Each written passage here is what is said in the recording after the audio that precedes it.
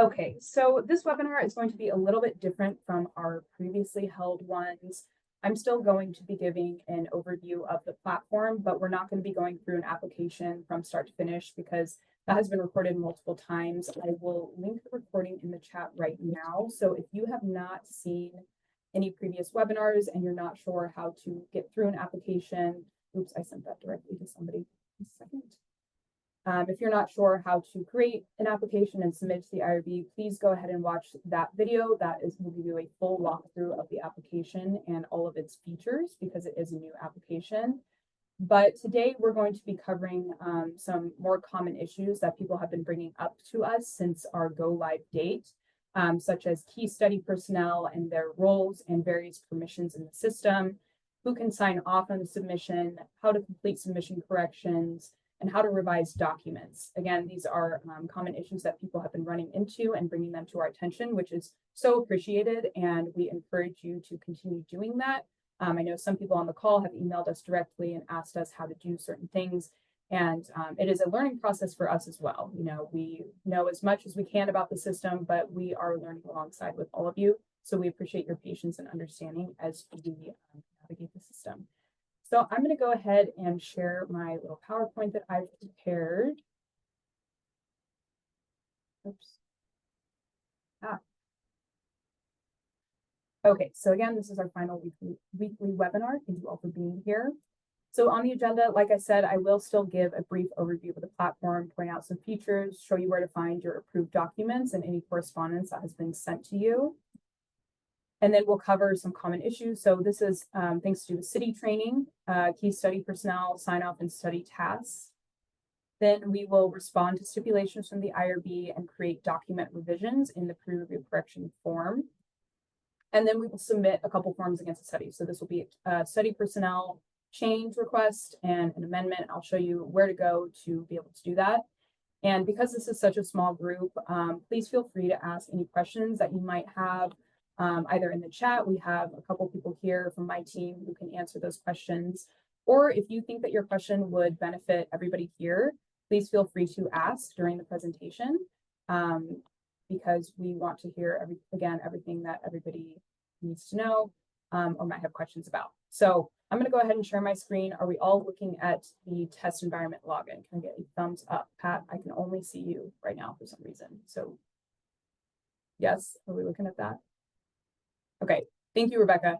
Okay, so this is the test environment we're going to be operating in here for the purpose of the presentation. So I'm going to go ahead and log in as my girl, Lisa Simpson. So when you log into production for the first time, you will still see the study assistant tutorial list. This is essentially exactly what it seems to be. It is a tutorial list. We'll show you an overview of the system actually. So if I am going too fast through this or you don't feel like watching another webinar, you can click on this and it will walk you through the entire platform. This will just take you to a new application. This will show you how to find approved versions of your documents, approval letters, how to start a new form, etc. Once you start getting the hang of the new system, you feel good about it, you can uncheck this box and this will no longer pop up when you log in for the first time or for all subsequent times as well. So we're going to go ahead and close that out. Now, this is the home screen. On the far left-hand side of the screen, you have your featured study operations. So this is where you'll go to create a new study, start a submission form for one of your studies. And when you click on these, you can also see current approvals for your studies, submission histories, and you can view and manage your studies overall. On the far right-hand side of the screen, we have our by the numbers box. So this is just a great statistical at a glance area for you to just check on to see what you got going on. If you are a PI who has a bunch of studies in the system or you're working on a lot of studies with PI, this is a great way to just see what you have going on right when you log in. You can see I have 3 submissions in process. I've got 1 form pending submission and 2 things pending my response. As I scroll down, the first thing I'll see is the study assistant tab. When I click here, I'm just able to find a study. You can actually search for any study that's in the system, which is kind of crazy, but this is good for people who, again, either have a lot of studies or who are listed on studies as a co-PI, co-investor, etc. If you don't want to scroll through the whole homepage to find your studies there, you can search them by their number, by the PI of the study, the department, If you think you have anything that might be expiring soon, you can put in a date range and search that way, and anything that might be expiring will pop up in the in this area. Also, all 3 institutional committees are now housed on this platform. So if you have studies that you've submitted to the IACUC and or the IBC, you can search by those numbers as well. So if you want to filter out your IACUC studies from everything else, you can do that up here. So to take us back to the home screen, I'm going to go ahead and hit this back button. And at this point, I want to encourage everybody to embrace the use of this button. There's going to be times in the system where you might get to the bottom of a form and you might feel like you need to advance forward, but instead you're going to use the back button. So this can feel a little counterintuitive. So that's why I emphasize in all my webinars, please embrace the back button. It just functions to bring you back to where you were. It's not going to undo any progress that you've already made, given that you've hit save in your various documents. So I'm going to go ahead and hit back, and we're going to be taken back to the home screen. Now, the next panel we see in our home screen is the study task area. So whenever you are given a task, so if you submit something to the IRB and we send it back to you, it's been returned for corrections. That means that there are things that you're going to have to modify in your application, your supporting documents, or if you are the PI of the study, you're going to need to sign off on all new submissions. That maybe you had a co-PI in the study, created the application and added all of the supporting documents, and they have to forward it to you to sign off as the PI for all new submissions. So you'll get your sign off task notifications in this area as well. So moving along, we're going to go to the third panel. This is the in progress area. So this shows you any studies that are in progress. This means studies that you have submitted, so they're waiting in the queue to be assigned to an analyst or to be put on the agenda, or studies that have been returned to you. So it's still an in-progress study. It has not been given a final determination. So again, this is your in-progress area. You can see that I have 3 studies right here that I am either listed on as a co-PI, or these are studies that I am the PI of. And I've designated them as these Lisa PI, Lisa co-PIs, because I'm going to go into the study role permissions and I want to be able to click on each study accordingly while I'm giving this presentation. So these aren't real study titles. But over here on the far right-hand side, you see that I have some incomplete tasks. I can open up these steps to complete them, and we will come back to this because, again, I want to emphasize the permissions and roles of various people listed on the study. So this is the in-progress area. This is where you find your studies that are in progress. Now, down here are all your studies. So like I said, up here, I'm listed as the form author on these studies. I can't tell if I'm the co-PI or co-PI of the studies just by looking in this area. But when I scroll down here to my all studies area, they're listed by the PI of the study. So I have a few that I'm the PI of. I have a couple where Pat is the PI. We have Anne as the PI. So this is where you go to find all of your studies.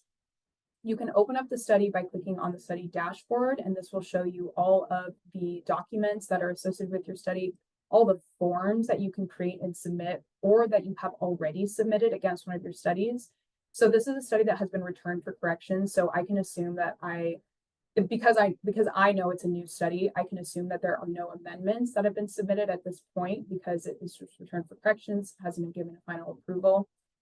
I can also access my correspondence in this area. So again, sorry, I feel like I'm talking really fast. I'm going to slow down. That I access by going to the study dashboard. Now I'm going to show us now a study that has been approved. So I can show you where to find your approved documents. And I'm going to do that by going over here to the far right-hand side, and I'm going to click on Documents. So this will take me to my study documents library. And now I want to point out a couple things. So there's a lot going on here. It's okay, don't feel overwhelmed. When you go to the left-hand side up here, you'll see that there are 2 tabs. We have our Study Documents tab, and we have our Informed Consents tab. And that's because our study documents are separate from our informed consents, right? So we don't stamp study documents like interview guides or surveys. So if you see down here, all of my study documents that are not my consent forms are going to be in this area. So as you can see, I have my interview guide and I have my survey.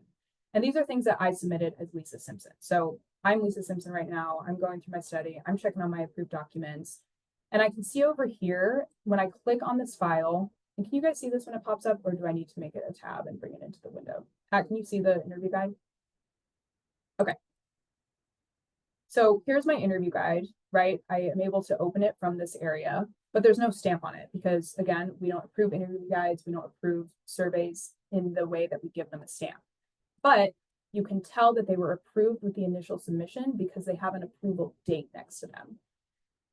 As opposed to the flyer, which has the outcome of approved and is stamped. So when you go over here to the right-hand side, you can see the stamped file. It's listed right here. So when I click on this, it comes up into a pop-up window, and I'm able to access my flyer right here. And I can see the stamp in the top right-hand corner. So this is what our new stamp looks like. It has a little SDSU logo, IRB number. This is a test environment, so this isn't a real IRB number. Could you show us that real quick, please, What? Natalie? It didn't pop up. Could you show us? Oh, sorry. Here's the flyer. Thank you, Pat. Here's the number and here's the approval date. And so this will be the stamp on all flyers and all consent and assent forms that you submit. So again, we will not stamp interview guides or surveys, but you will be able to tell that they were approved with your initial submission because they will have an approval date in the study documents tab. Does anyone have any questions about that before I move on to consents? I want to open up the floor. We have something in the chat. Rebecca said, after a study has been approved and then I want to add an improvement material flyer, how do I do that? So to add any documents that have not yet been approved, Rebecca, you will need to submit an amendment for your study. And we'll go over that towards the end of the webinar. Okay, thank you. That was a good question. So now I'm going to look for my informed consent form by going up to the top left-hand side of the screen, and I'm going to click on informed consents because again, it's a separate category than all my other study documents. So here's where I would find my consent form. When I click right here under approved consent, it will pop up. Put that into a tab so we can all see it. And it will have the same kind of stamp as the flyer did. So that is where you go to find your approved documents for all of your studies that have been given a final determination, whether that is an exempt determination or an approval. So we are not, previously when we were operating in InfoEd, we would usually send the stamped forms with the approval letter or the exemption letter. We are not doing that anymore. We are sending you your final determination letter via email. It will come through the system. It will come into your email inbox, but your consent forms and your other approved documents, you will need to go into the system to find them. So that's something that's a little bit different now that we're operating in a new system. So again, you can do that by going over here to documents for your approved studies. You can also go and open up the study dashboard and you can see the protocol items listed right here. You can access your application here, your informed consents, your other study documents. You can also open up the current approval packet. So this is the things that have been approved. Like I said, those are the consent forms, the flyers, and then of course you have your initial application that was approved. Okay. So the last couple of things I'll show you down here in the all studies area, I will point out the correspondence tab. So like I said, we will send you the other approved study. And okay, actually, let me backtrack a little bit. So I want to point out a couple other actions in this area. So Rebecca, I'm going to show actually how to submit amendments right now. So another couple actions that you can get to over here is your forms button. So when you click on forms, you're able to start any new submissions in this area. So for an amendment form, if you needed to submit another recruitment material, you can do that via an amendment. If you needed to submit a continuing review or a study closure, you can do that from here. Same with personnel change forms and reportable event forms. So you would just say start a new submission and it would walk you through the amendment form. So you can access that here. Another function that I want to point out is the hide function. So these just hide your submissions from view if you don't want to see them in this area. And so, for example, if I were to hide this draft, it just tells me it's been hidden. And if I want to bring that back, then I go up here, the little gear, and I click show hidden. And now all the submissions that I have hidden are now back in the area. The reason I did this is because I hid a study earlier and I actually need to show you guys some things in it. So that's why I wanted to show you that function. So I'm going to go to the correspondence tab. We are now going to locate our approval letters that again have been sent to our email inboxes, but that are also located within the study in the correspondence area. So right here is where you will find all correspondence relating to the study that has been sent to you by an administrator or by an IRB analyst. So right here, I have from the administrator an approved study notice of expedited review assignment. Now, I point this out because this is new. You will all now get notifications when an analyst assigns something within the system as an expedited review, exempt review. You don't have to do really anything with this. This is an automatic notification, and you can see that because it's sent by an administrator. So you know, okay, automatic notification, seems like my letter is going to be coming in soon. Here's the letter from Natalie, from the IRB analyst. I'm going to go ahead and open this up. Here's my outcome letter. Down here on the left-hand side, at the very bottom, I can click and open up my outcome letter. It will emerge as a pop-up window. So I'm going to bring it down here. And here's my expedited approval letter for this study. So this will be in your correspondence area. This will also come to your email address or your email inbox. Okay, so I'm going to bring us back home, and the other functions in this area are the copy function, which just serves to copy your application. So if you do studies that may be similar to each other and you just want to tweak a few things, but they are separate studies, you can go ahead and copy one of your studies. It will copy the entire application. You will need to upload your consent forms and your other study documents, but it will copy the application in its entirety, and you can go in and edit it to however you see fit for your new study. Okay, so we are now going to move on to the second part of the presentation, which has to do with key study personnel and various permissions, city training.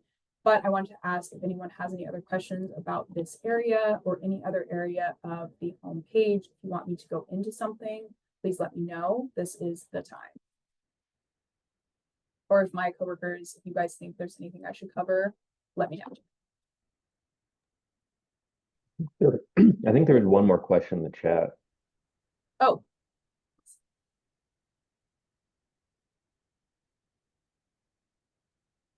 I think I addressed Rebecca's question. Rebecca, did you have a follow-up question? No, that was the same question. Okay. We're good. Thanks. Yeah, no problem.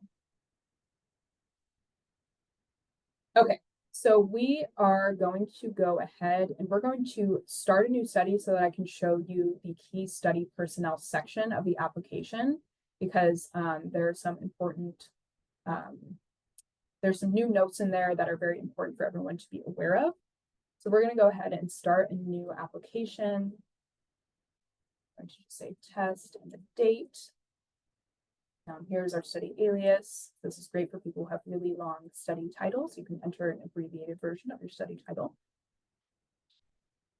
Here, my department is already in there, so I'm going to hit save and continue. Okay, so here's the key study personnel section. And this has been a source of confusion for quite a few people, and that's okay. It was a source of confusion for us as well. So the key study personnel section is where you go to add everybody to your study. And I want to point out something important here is that once your application is submitted, you will not be able to edit this section unless you submit a personnel change form.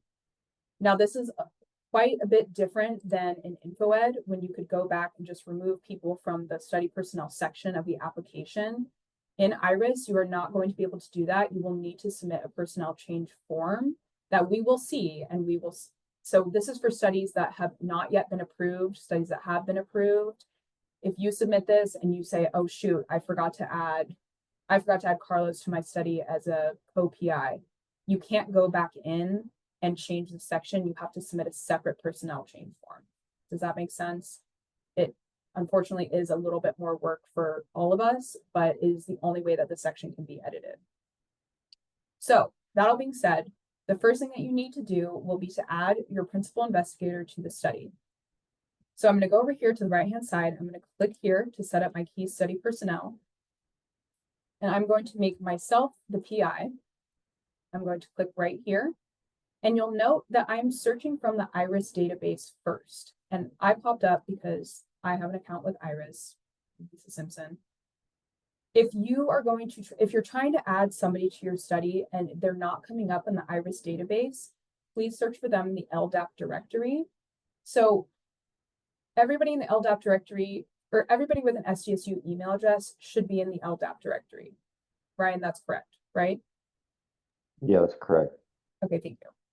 Everybody in the iRIS database had an InfoEd account and were migrated over from InfoEd into iRIS. So if you can't find them in the iRIS database, look for them in LDAP. Does that make sense? Does anybody have any questions about that?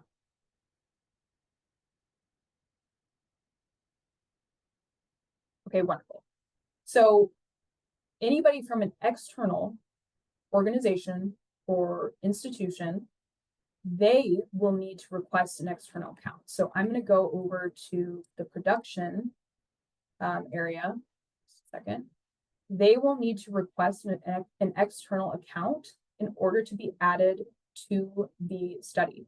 So if you're doing this and you can't find somebody in the iRIS database and they're from, say they're from UCSD, you can't find them in the iRIS database, if you submit this application to the IRB and then your UCSD person creates an account and gets approved, you will have to submit a personnel change request to add them to the study.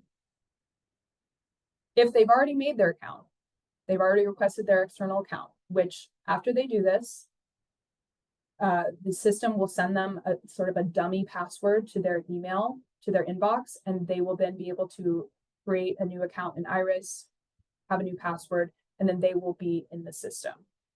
So this is only for people who are not affiliated with SDSU. So if you have perhaps a student or somebody else who is affiliated with SDSU, they should not be requesting external accounts because they have accounts with their sdsu.edu email. So if someone has not logged into iRIS yet, and they have an sdsu.edu email, all they need to do is log in using that email and your single sign-on credentials. That's how you activate your iRIS account. Peace. And if anyone has any questions, please feel free to interrupt. I know that was like a lot of information. Now, your city training. This is, okay, so I'm going to close setup study personnel. Oh, I didn't even have myself.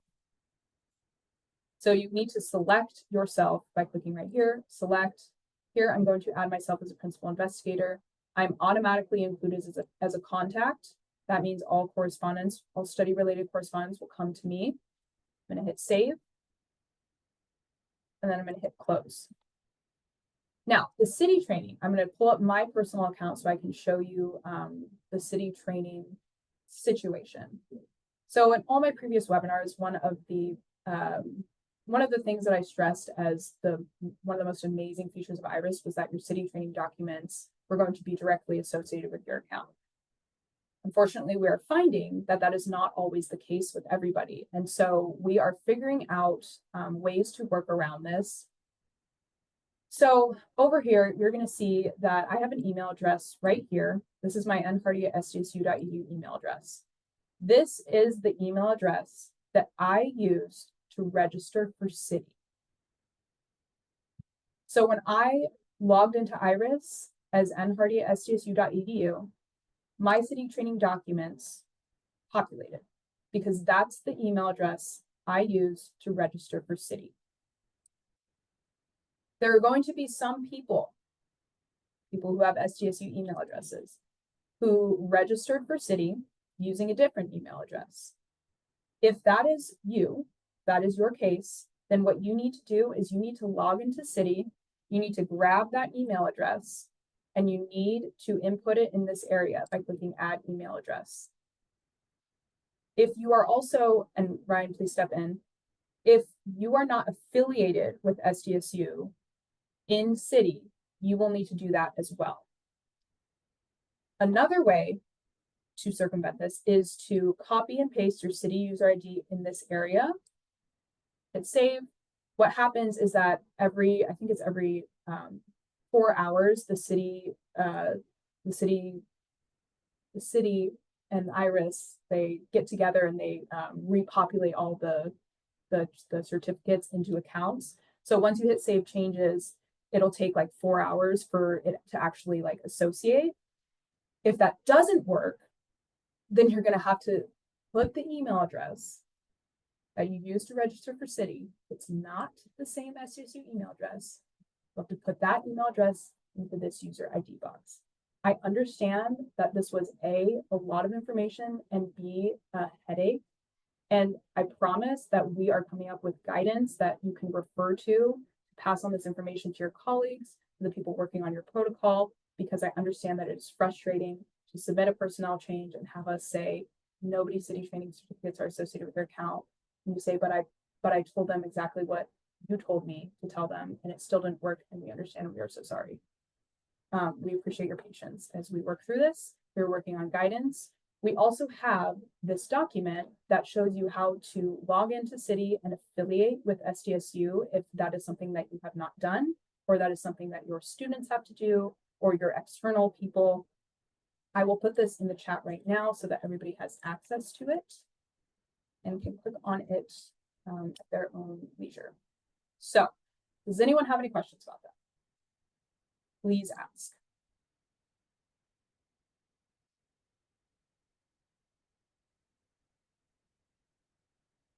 Okay. I'd like to just add one more thing.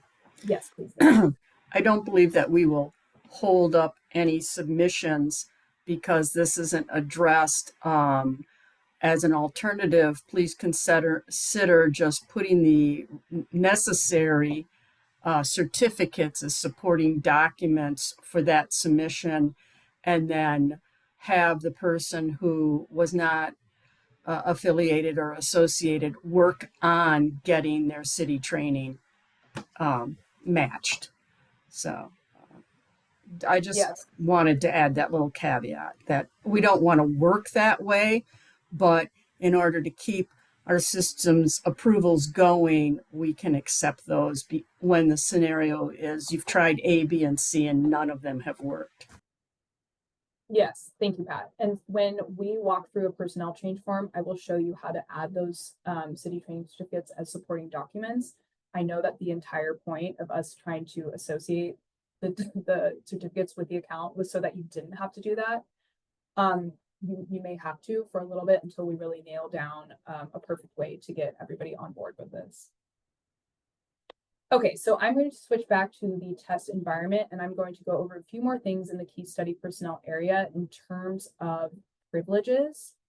So when I click here to set up key study personnel, I am going to add Pat as a co-PI because she is my homegirl, she is my co-PI. I'm going to click additional investigators, and I'm going to select co-PI. Down here, I'm asked if I want to include Pat as a contact. So if I say yes, then Pat will also get all the correspondence that is normally sent to the PI. Pat will also receive that. So if one of your co-PIs in your study wants that, then please include them as a contact. They'll receive the approval letters, they'll receive the corrections, if any corrections need to be made to the study or supporting documents. If you hit no, then they won't get that correspondence and they won't get the study task that populates in the study task area. So that's the big kicker. We're going to go back to the home screen so I can show you exactly what I'm talking about. If you list somebody as a co-PI on your study and you do not list them as a study contact, then they won't get a study task in this area. So that is between you and your co-PIs or your co-investigators. Co-investigators and co-PIs have the same privileges. If you want them to get a task and access the submission correction from this area, if you want them to be involved in that way, if you want them to receive correspondence that's sent to them by the IRB or by an analyst, include them as a study contact. If your co-PI doesn't want to be that involved, I would say don't include them as a contact. However, just because they won't get the task, that doesn't mean that they can't access those corrections. What I mean by that is this. So you see right here, I have two study tasks. This is study 1 and this is study 2. But when I scroll down to my studies that are in progress, I see that I have 3. So here's study 1, here's study 2, and here's study 3. And I've titled it accordingly. So this is Lisa as a co-PI, but not a study contact. So I can still see it in this area because it has been returned for corrections. but I don't see it in my tasks. I can access that correction by opening up the steps right here and hitting changes requested, because there have been changes that have been requested by the IRB of my study team and me. So when I scroll down to this area, I can click right here and it will take me right to the correction that I want to make. So I'm able to access the corrections, right? I'm a co-PI, I have those privileges. The only difference is that it doesn't populate in the task area. So here's the pre-review correction form. Here is where I can address all the stipulations that have been sent to myself and the study team. It just didn't populate as a task. So if you have a co-PI who's saying, I don't see the study task, I don't know how to complete it, it's because they weren't listed as a contact, but don't worry, because they can access it in the studies that are in progress in this area. Does that all make sense? Wonderful. Again, any questions? If you want me to go over something again, please let me know. Okay, so we are, let's see, do I want to say anything else about that? I think, let's see, let's go back to our case study personnel areas so I can point out a couple more things. So I believe I added Pat as a co-PI. No, I did not. Okay, so I'm going to go back and add Pat as a co-PI. Clicking right here. And Pat doesn't want to receive any notifications. So I'm going to say no to study contact and hit save. If I want somebody else to receive notifications, but they're not a co-PI, then I can just add them as a study contact. So I'm going to add my colleague, Justin. He's going to be a contact. I'm going to hit save. I'm going to hit close. And now he is included as a contact along with myself because I'm the PI. I'm automatically included as a contact. Right here is a bit more information about those privileges. So the study contact, again, is going to receive all important system notifications along with the PI. So this is usually, your study coordinator, like I said, the principal investigator themselves. And study contacts are able to address corrections that have been sent by the IRB, but the study contact cannot be the final sign-off. So if you have a study contact, so you have your study coordinator, somebody else who you want to create the study, so fill out the whole application, attach your consent forms, attach your supporting documents, they can do all that, but it has to come to you, the PI, to apply your final sign-off. So your study contact can't submit on your behalf. They can do everything and they can send it to you and then you submit. You apply your sign-off. So we're going to demonstrate that right now. I'm going to go back home and I'm going to open up one of my draft studies that I prepared for this. I'll show sign off. I'm going to open up the study dashboard. This will take me to my initial review submission packet. So this is what you'll see after you have completed your application and you have hit save and continue to next section. This will open up the initial review submission packet. And this is where you will attach all of your supporting documents. So we're going to do that together right now. So I'm going to hit save and continue to next section. Here's my study application. If you get to this point and you realize you forgot to add something in your method section, you can go ahead and edit this and open it back up to whatever section you want to edit. And here, we're going to hit the back button because we're embracing it and we need to go back to our initial review submission packet so that we can attach all of our forms. Here we are again. I'm going to hit save and continue, and right here I'm going to add a new consent form. So I'm going to add an informed consent from a document that I already have on my computer instead of doing it from our informed consent template documents. So here I'm just going to quickly add my consent form that I've created outside of the system. I'm going to indicate it as comprehensive written and hit save. Now that I've attached it, I'm going to hit save and continue to the next section. We're going to add my recruitment flyer right here. I'm going to say it's a flyer and hit save document. Here is where you would attach your measures used for your study, any documentation received by researcher originating from foreign interests, that is not used too often, any other study documents, and up here, if you're a multi-site study, then here's where you attach your approval letter and informed consent from the reviewing central IRB. That doesn't apply to us. We're going to move on. So now I'm at the save and continue next section. here's the sign off and submit page. So I'm going to hit sign off and submit because I am the PI of this study. Up here is some more information about who can sign off on these submissions. So right here, all the other people that are on the study, which is just Justin, it's Lisa and Justin, he's listed as the co-investigator. So he doesn't have to sign off. But if I wanted him to, I could include him in the sign off. Only the PI can sign off on a new submission. So I'm going to uncheck Justin because I don't need him to sign off. And I'm going to go down here and hit save for my sign off routing list. I'm going to verify that the list above represents the finalized personnel for review and sign off. Yes, I'm going to hit save. We're going to start the signing route off. The sign off routing. Okay, so now I'm presented with all of the documents that I have uploaded with my submission. I have my application, my consent form, and my flyer. Everything looks good. If I wanted to make a PDF packet of all of my documents, including my application, I can do that by selecting over here the documents that I want to include in said packet. If I click that, then all of them get checked, and I can go over here and hit create PDF packet. It's a fun little feature. So down here, I'm going to hit approve. This is me saving my sign off.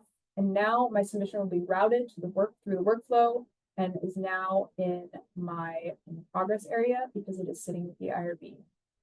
One thing I'll point out that now that we are in this area is that when your study is in pre-review status, you can retract it and make edits.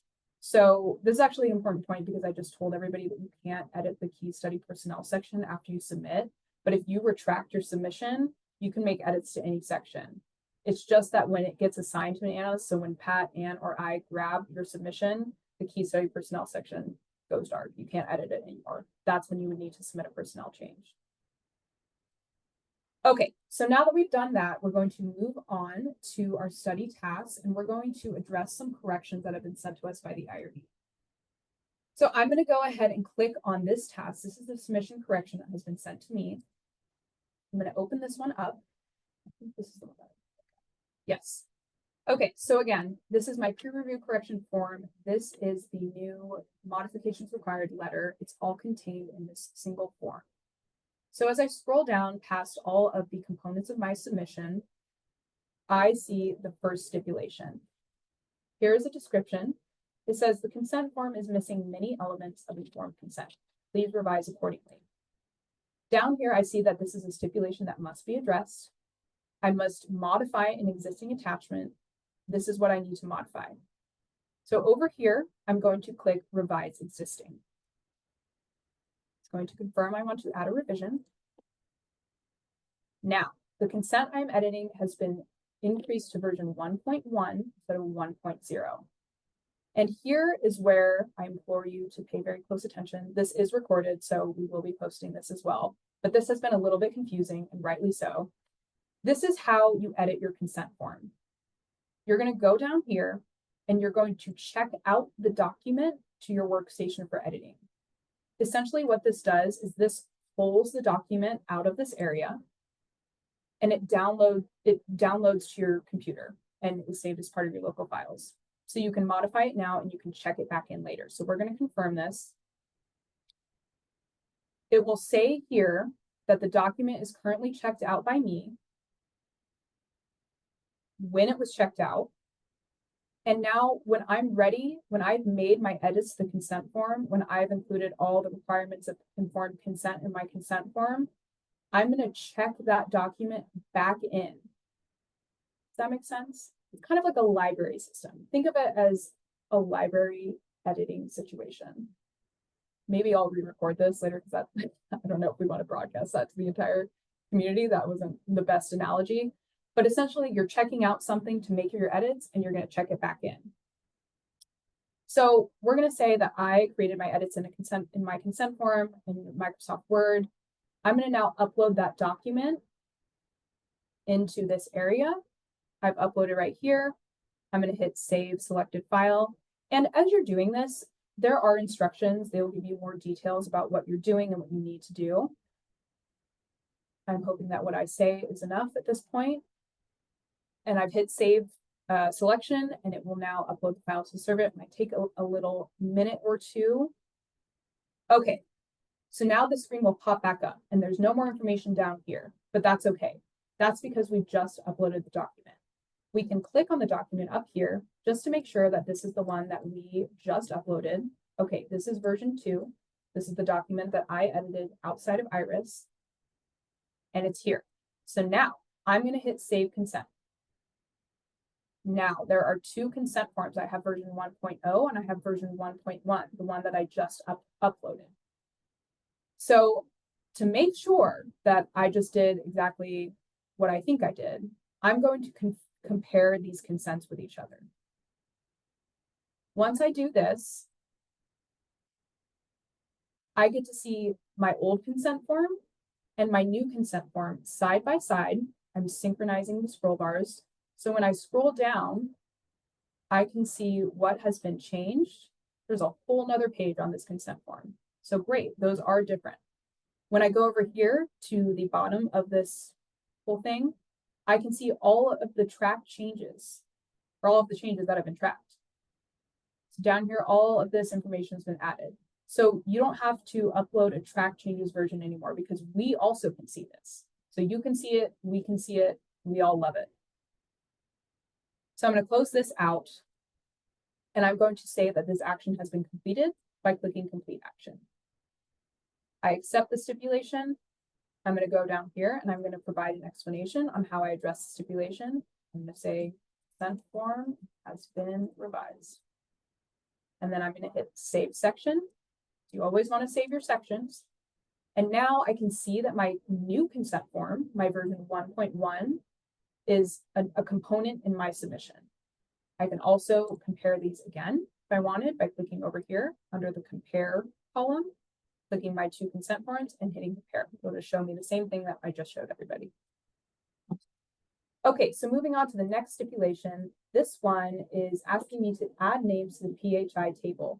Now there's nothing else in here. What PHI table are we talking about? I don't understand. Oh wait, down here, this is the component name.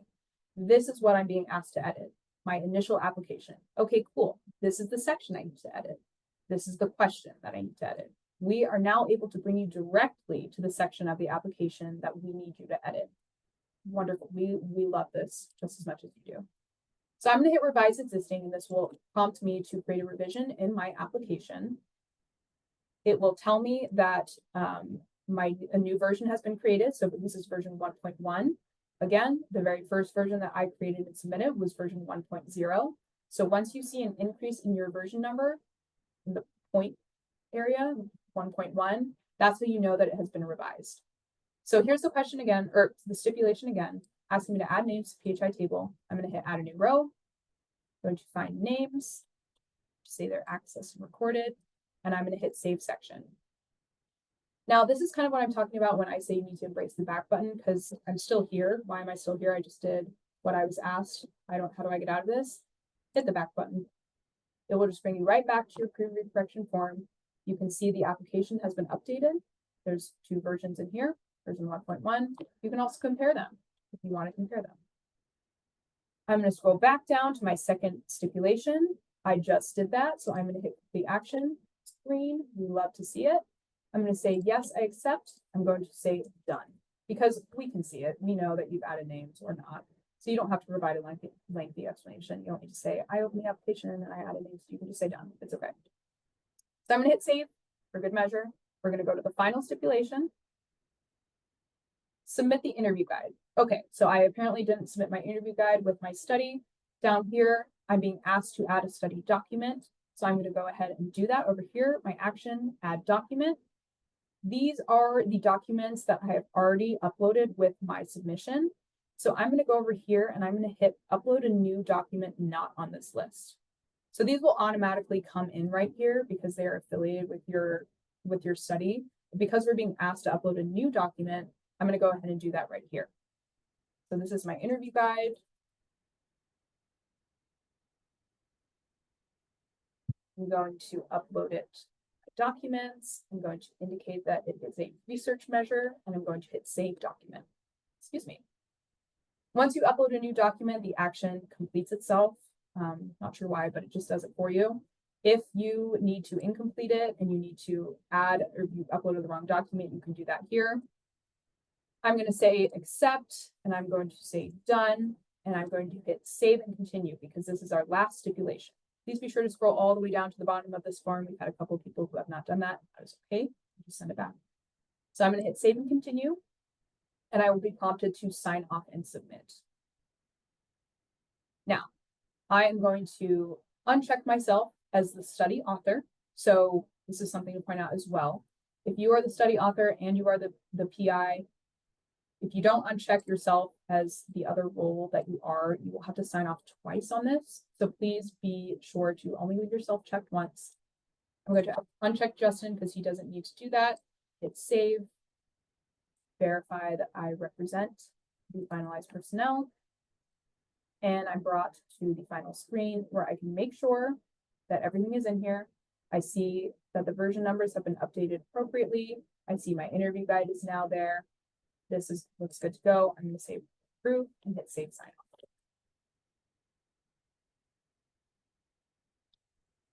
off. Okay, so now my study has been sent back to the IRB, and hope that I addressed everything.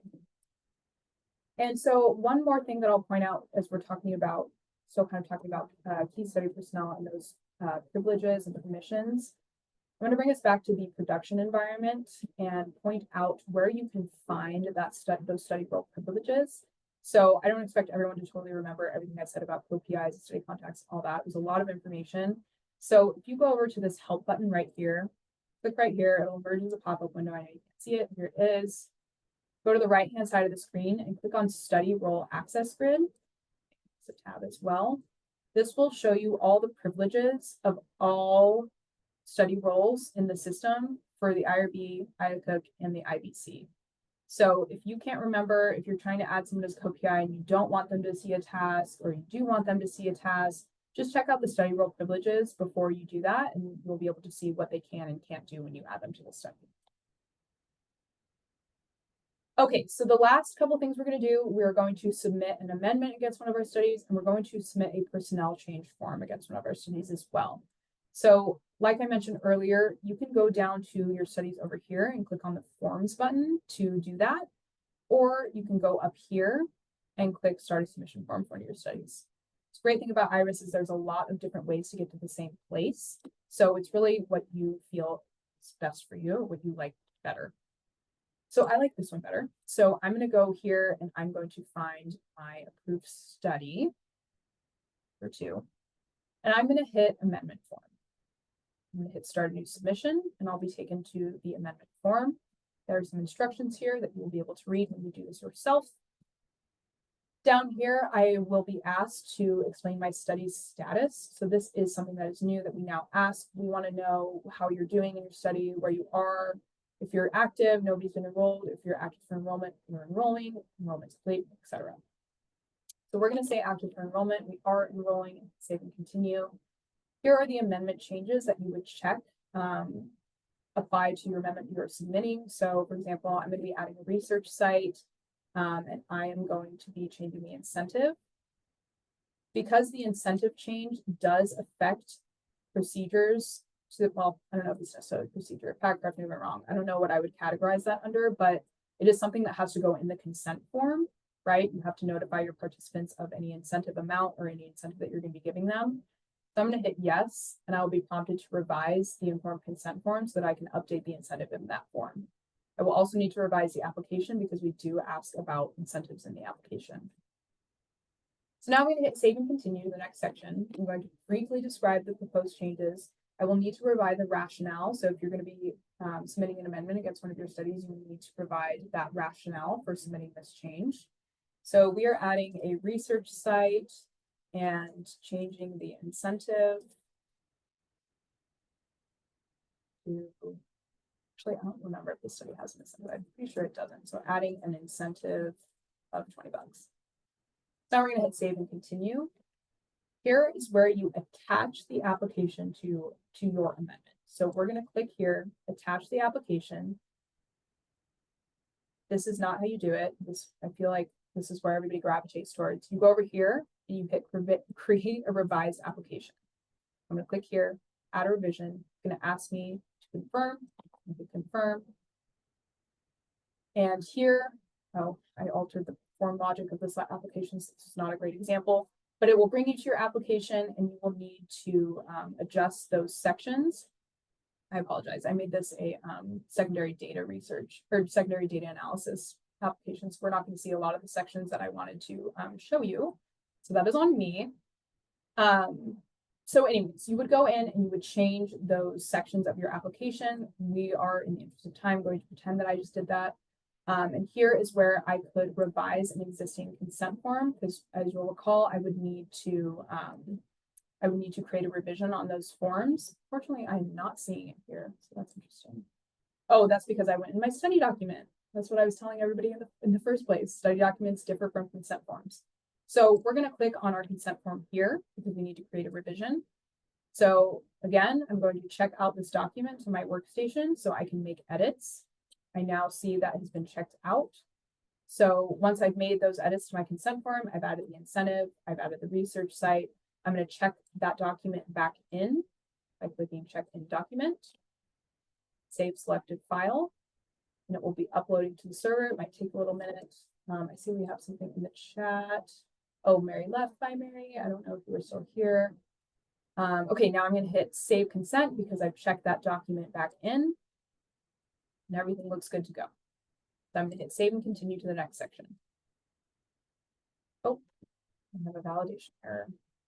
If you get that error message, that means that you maybe didn't finish something in your application. So I'm just going to walk us back through that. I think I altered some form logic.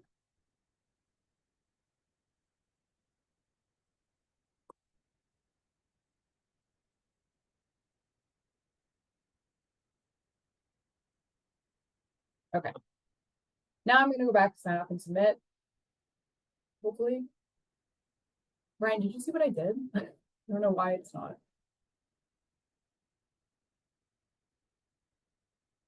Okay. Bear with me, everybody. What happened is that I either answered a question differently than I had when I first submitted this application. So a lot of times what happens when you change your answer to a question in the application is that certain sections will or won't populate. And so if this happens to you when you're creating an amendment, it's a good learning experience, I guess, then you might have to go back into your application and figure out what you just changed so that you can change it back and get through the rest of your amendment form.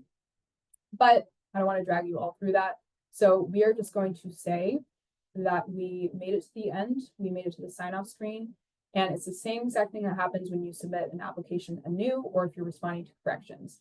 The PI or the co-PI will be the final people to sign off on an amendment or anything that has been returned for corrections. So again, please check out the study role privileges to determine who and who cannot submit an amendment against one of your studies or any other forms or respond to corrections. So the last thing we're going to do is submit a personnel change form for a study that has been returned for corrections, because again, we cannot edit the key study personnel section of an application without submitting a personnel change form. So I'm going to hit start a new submission. And we're going to indicate that this is an other study personnel section. I want to add a co-PI to the study. So down here, I'm going to click set up key study personnel request. I'm going to add Justin to my study. He is going to be a co-PI. I'm going to hit save. I'm going to hit close. And that's it. Now I'm going to hit save and continue to the next section. I will be asked to sign off and submit. And it's as simple as that. So again, if you forgot to add somebody to your application when you created and submitted it for the first time, you can submit a personnel change form to add them or remove whoever you need to remove. Or if you just need to submit a personnel change for a study that's already been approved, that is how you do that. It is very straightforward.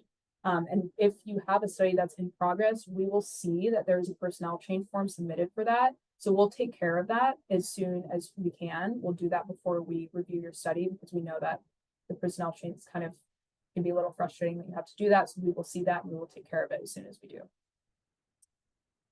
Okay, so that was everything that I had prepared for today. Are there any questions that anybody has? Anything that anybody wants me to go over again, please feel free to ask. And if not, then thank you all for being here. I hope that was informative and not super confusing. And I apologize about the amendment situation. I was not prepared adequately for that. But you get the gist.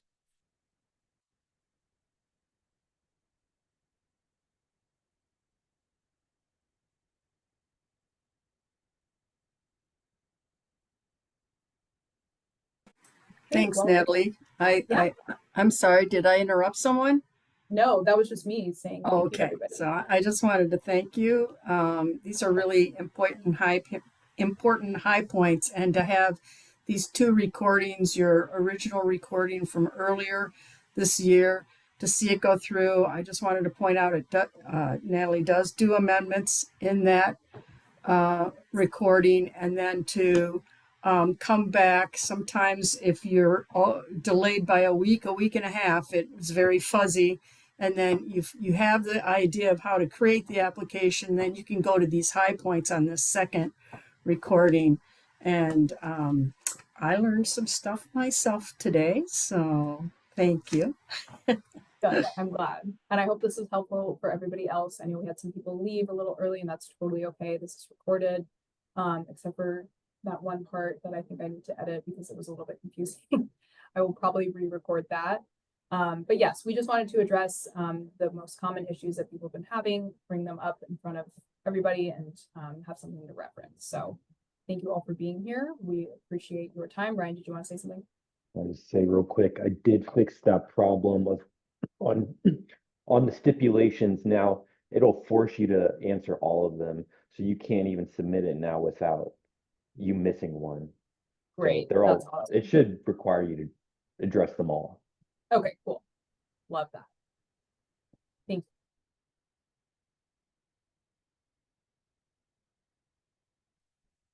Oh, great. Okay, Joanne, you said that you were able to figure out your issue. Awesome. That's exactly what we're looking for. So great. Thank you for sharing.